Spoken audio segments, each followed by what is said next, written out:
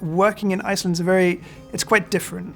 A lot of the companies I've worked for, they have this kind of can-do attitude. And it's nice to be working for companies that do have this kind of, if we just push ourselves, if we really just try, we'll do great things.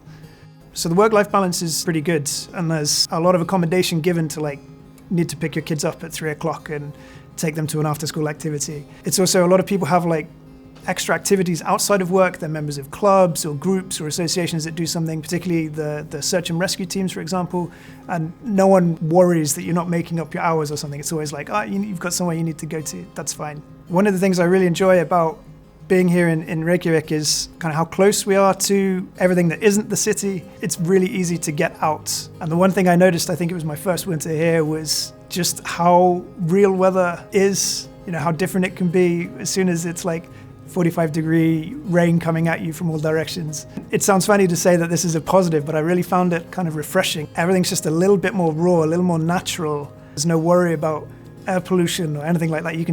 You live this very close life to the outdoors. We're right by the sea. There's always a fresh sea breeze. There's always, it's like I said, it's easy to get out of the city. The population density makes a big difference. It's just, there's lots more space, lots more freedom. It's refreshing. So the primary language at work is English. When I first came here, I obviously didn't speak any Icelandic and found it was really easy to get up and running and start integrating with society and doing things outside of work. Every company I've worked at here has had big ideas and done well at them.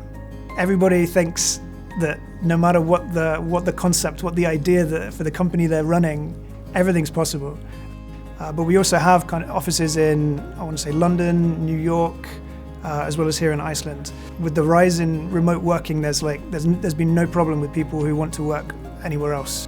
One of the great things about Iceland is how tightly knit the community is. When I first came and worked at CCP, I met this guy called Jói, who it turns out had a brother called Gunni, who you might know is now the president of Iceland.